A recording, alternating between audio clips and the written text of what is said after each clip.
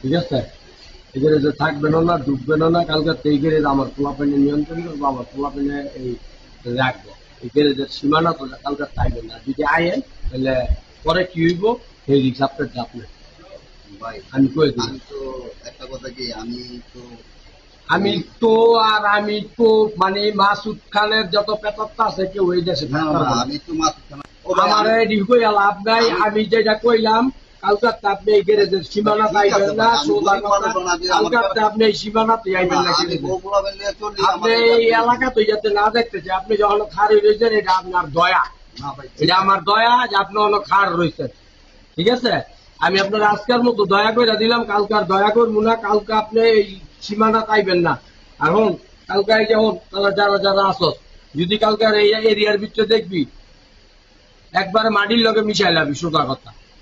কালকে যদি আর এই এরিয়ার ভিতরে আবার এই গ্যারেজের সামনে 30 সীমানায় দেখবি, ও ভাই সোজা কথা। আমার কথা না, আমরা মারলো আমার তো আমি কাটলো কাটতে আমি এক কথাই কইলাম।